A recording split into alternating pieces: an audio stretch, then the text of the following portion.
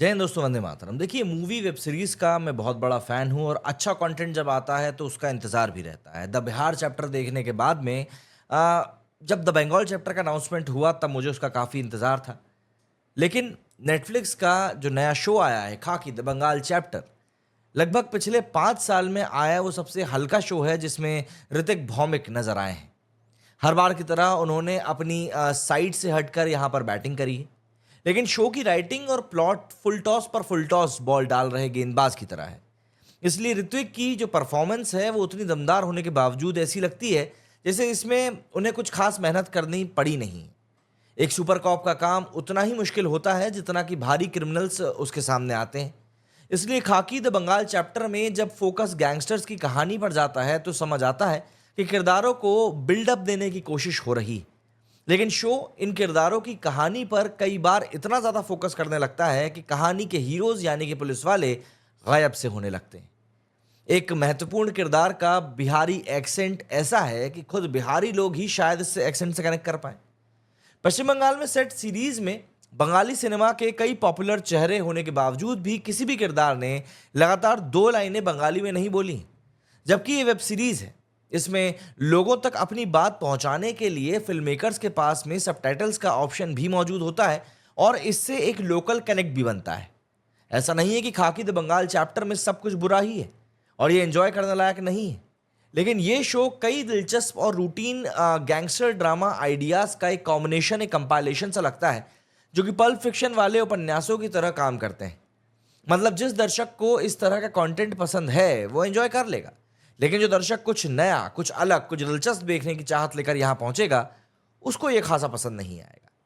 खाकी the Bengal chapter एक gangster शाश्वत चटर्जी की कहानी से शुरू होता है जिसका एक बड़े पॉलिटिशियन के साथ कुछ कनेक्शंस हैं। ये अपराधी पुलिस की आंखों में खटक भी रहा है। कोलकाता का एक सुपर कॉप इससे निपटने के लिए निकल पड़ा है, लेकिन खुद निपट जाता है। अब ये रायता संभालने की जिम्मेदारी नए ऑफिसर अर्जुन मोइत्रे जीत पर आती है। दूसरी तरफ इस अपराधी के यहां भी तख्ता पलट चल रहा है और उसकी गैंग के 2 लड़के बागी हो चुके हैं। उन्हें चाहिए फुल इज्जत और फुल पावर, जैसा कि बॉलीवुड के सिग्नेचर गैंगस्टर ड्रामा टेम्पलेट का एक नियम होता है। अगर 2 गैंगस्टर बंधुओं की कहानी है तो एक दिमाग का इस्तेमाल करने वाला शातिर लड़का होगा और दूसरा सिर्फ ताकत के दम पर फटने को तैयार रहने वाला एक सिंपल सा स्ट्रेट फॉरवर्ड बंदा होगा। कहानी में एक स्टेज पर इनका आपसी समीकरण भी बिगड़ जाता है और तब कोलकाता में ज्यादा बवाल मचता है। वहीं पुलिस डिपार्टमेंट इन गैंगस्टर्स को पकड़ने में बार बार नाकाम हुई जा रही है। डिपार्टमेंट के भी अपने डार्क सीक्रेट्स हैं और उसे पॉलिटिक्स के सामने नतमस्तक होकर चलना ही पड़ रहा है। कहानी में राजनीति और गैंगस्टर्स का एक ऐसा धंधा भी दिखाया गया है जो एक अच्छा सस्पेंस साबित हो सकता था, मगर उसे बहुत ही हल्के में निपटा दिया गया है। फाइनली सवाल ये उठता है कि क्या पॉलिटिशियन और अपराधियों के इस नेक्सस को पुलिस का तोड़ पाएगी। देखिए, खाकी द बिहार चैप्टर काफी कुछ चीज अपने आप में समेटे हुए है। खाकी द बंगाल चैप्टर उन्हीं सब चीजों के ऊपर कहीं ना कहीं खरा नहीं उतर पाया। दिलचस्प किरदार इस सीरीज में काफी गढ़े गए हैं, लेकिन उन किरदारों को कहानी में ट्रीटमेंट बहुत ही रूटीन वाला दिया गया है और इसमें डिटेल्स की बहुत ज्यादा कमी है।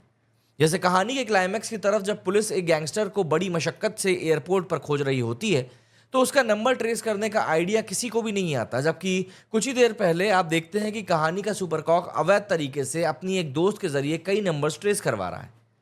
स्क्रीन प्ले में डिटेल्स को जोड़ने और एक गंभीर ट्रीटमेंट की इतनी कमी लगती है कि शो देखते हुए कई बार आपका ध्यान टूटेगा, खासकर कि पहले 3 एपिसोड्स में। लेकिन इसके बाद शो आपको थोड़ी सी अटेंशन बटोरने में मजबूर कर देगा। गैंगस्टर बंधुओं का आपसी पंगा और उसका फायदा उठाकर उन्हें निपटाने का रास्ता निकालती पुलिस वाला मामला वैसे तो काफी हद तक काफी बार हम लोग देख चुके हैं, लेकिन ऋत्विक के साथ साथ बाकी एक्टर्स के काम ने इसे थोड़ा एंगेजिंग बना दिया है। शो के क्लाइमैक्स से पहले आने वाले ट्विस्ट थोड़े मजेदार हैं और फाइनल ट्विस्ट भी काफी सॉलिड है। पुलिस डिपार्टमेंट में ऐसे व्यक्ति बेईमान निकलता है जिसकी उम्मीद आपने बिल्कुल भी नहीं करी होगी, लेकिन शुरुआती 2000s की मसाला बॉलीवुड फिल्मों की तरह वाला एक जो लास्ट एपिसोड वाला जो मजा रहता है ना, वो कहीं ना कहीं एक तरह का ट्विस्ट है, यहां पर मजा किरकिरा कर रहा है। पॉलिटिशियंस के रोल में प्रोसेनजीत और गैंगस्टर बाघा के रोल में शाश्वत काफी दमदार लगे हैं। बाघा के चेले और फिर खुद इंडिपेंडेंट गैंगस्टर बने ऋत्विक एक बार फिर अपने काम से इंप्रेस करते हुए दिखे। उनके साथी और बाद में दुश्मन बने आदिल खान अपने कैरेक्टर में जचते तो हैं, लेकिन ये कैरेक्टर जिस लहजे में बात कर रहा है वो कई बार काफ़ी इरिटेशन आपको कर देगा, इरिटेट कर देगा। ये किरदार बिहार के जिस एक्सेंट में बात कर रहा है उससे खुद कई सारे बिहारी दर्शक भी रिलेट नहीं कर पाएंगे। ऊपर से उनके बोलने का अंदाज ऐसा है जैसे वो हर डायलॉग में रवि किशन की मिमिक्री कर रहे हो। खाकी द बंगाल चैप्टर में हीरो का रोल एक्टर जीत को मिला है, जिनकी परफॉर्मेंस मोस्टली काफ़ी इंप्रेस ही करती है, लेकिन कई जगह पर वो बहुत जोर लगाते हुए भी दिखाई दिए हैं। चित्रांगदा सिंह को जितना मौका मिला उन्होंने उतना ही अच्छा काम करके दिखाया है, मगर उनके किरदार में कोई खास वजन नहीं था, बस ग्लैमर के लिए डाल दिया गया। नेटफ्लिक्स के इस शो में एक्शन भी काफ़ी नॉमिनल सा ही है। त्याव को भयानक दिखाने के लिए खून खराबा काफ़ी ज़्यादा दिखाया गया है, जो कि आजकल एक ट्रेंड सा बन जा रहा है।